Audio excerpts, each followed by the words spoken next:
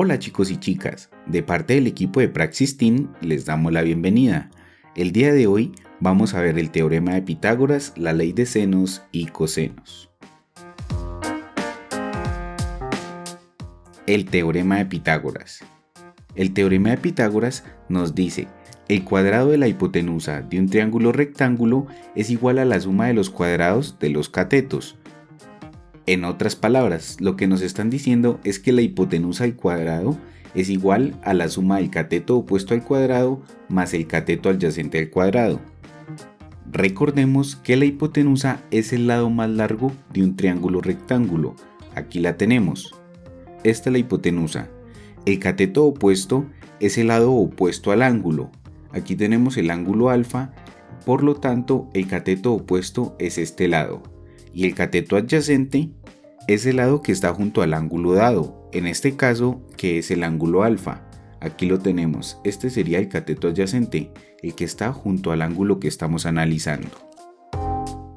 Bueno, y si tenemos que calcular los ángulos internos de un triángulo rectángulo, vamos a utilizar las funciones trigonométricas, que son el seno, el coseno, la tangente, la cotangente, la secante y la cosecante.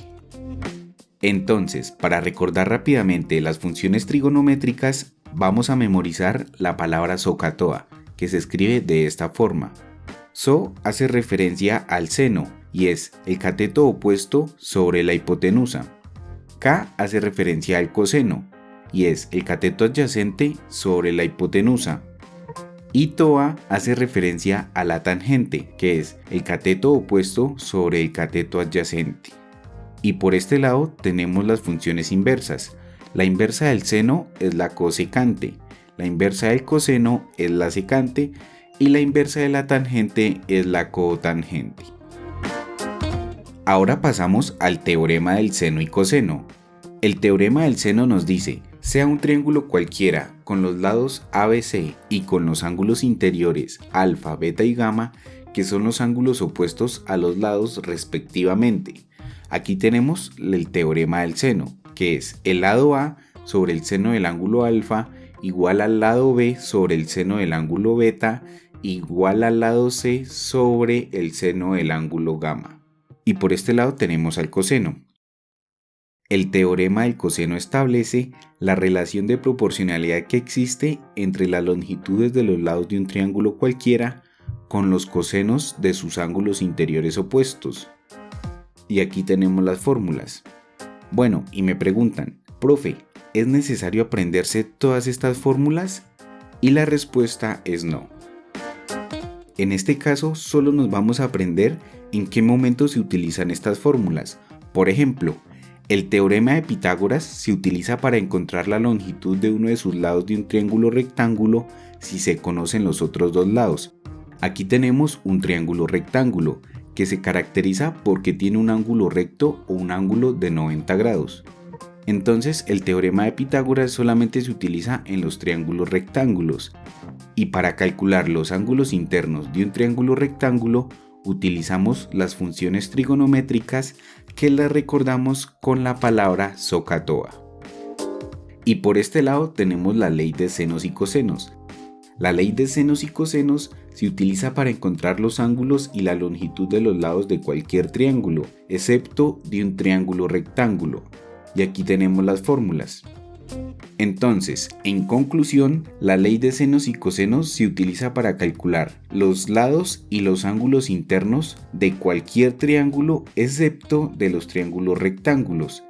Y la ley de Pitágoras y las funciones trigonométricas se utilizan para calcular los lados y los ángulos internos de un triángulo rectángulo. Y por último, nos presentan un truco para recordar los ángulos notables. Los ángulos notables son aquellos que tienen valores que aparecen muy seguido en la vida cotidiana, por ejemplo como el ángulo 0, 30, 45, 60 y 90 grados. Entonces, para calcular el seno y coseno de estos ángulos, vamos a realizar la siguiente tabla. Hacemos una raíz cuadrada y ubicamos de la siguiente forma los ángulos notables: el ángulo 0, el ángulo 30, 45, 60 y 90 grados. Y todo esto lo dividimos en dos. Ahora En orden empezamos a ubicar los números de 0 a 4 de la siguiente forma. Tenemos el 0, el 1, el 2, el 3 y el 4. Esto para el seno. Y para el coseno hacemos lo mismo, pero esta vez iniciamos por este lado. 0, 1, 2, 3 y 4.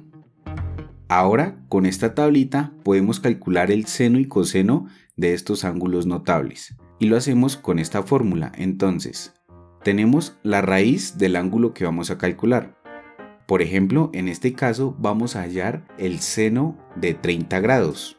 Entonces, nos ubicamos en la fila de seno y en la columna de 30 grados. En este caso tenemos al número 1. El número 1 lo reemplazamos por esta x, entonces nos quedaría raíz de 1 sobre 2. Entonces, raíz de 1 es 1 sobre 2 es igual a 1 medio. Y aquí tenemos la respuesta. Seno de 30 grados es igual a 1 medio.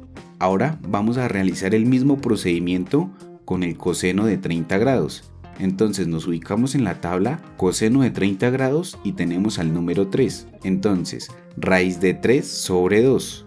Como no se puede simplificar, escribimos la fracción. Raíz de 3 sobre 2. Y este procedimiento se aplica para todos estos ángulos. De esta forma obtenemos el seno y coseno de estos ángulos notables muy fácilmente. Bueno, y de esta forma terminamos con la temática del día de hoy.